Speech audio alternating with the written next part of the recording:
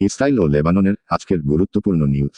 Israel এবং লেবাননের মধ্যে একটি স্থায়ী অস্ত্রবিরতির ভিত্তিতে একটি নতুন চুক্তি স্বাক্ষরিত হয়েছে, যা 7 দিনের জন্য শত্রুতা বন্ধের নির্দেশনা দেয়।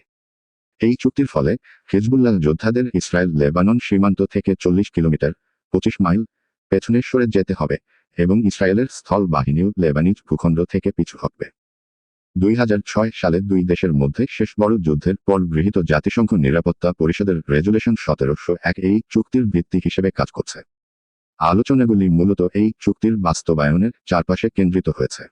এই চুক্তির আওতায় লেবানন হিজবুল্লাহ দক্ষিণ লেবাননের লিতানি নদীর নিকটবর্তী অঞ্চলে গতি প্রবাহের উপর আরও কঠোর নজরদারি চালাবে, যাতে করে সন্ত্রাসীরা সেখানে পুনরায় সংগঠিত হতে না পারে।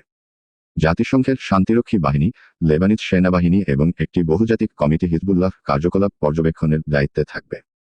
এদিকে ইসরায়েল এই চুক্তির কোনো লঙ্ঘন ঘটলে পুনরায় সামরিক অভিযান চালানোর প্রতিশ্রুতি দিয়েছে।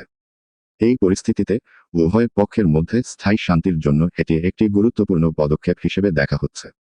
এই চুক্তির আওতায় উভয় দেশের মধ্যে দীর্ঘমেয়াদী শান্তি প্রতিষ্ঠার সম্ভাবনা সৃষ্টি হয়েছে। তবে এর সফলতা নির্ভর করবে উভয় পক্ষের সদিচ্ছা এবং আন্তর্জাতিক সম্প্রদায়ের সহযোগিতার ওপর। আলোচনার মাধ্যমে অর্জিত এই শান্তি চুক্তি মধ্যপ্রাচ্যের সংকটময় পরিস্থিতিতে একটি ইতিবাচক পদক্ষেপ হিসেবে বিবেচিত হতে পারে। এখন দেখা যাক এই চুক্তি কিভাবে বাস্তবায়িত হয় এবং এই অঞ্চলের শান্তি স্থিতিশীল রাখতে কেমন ভূমিকা পালন করে।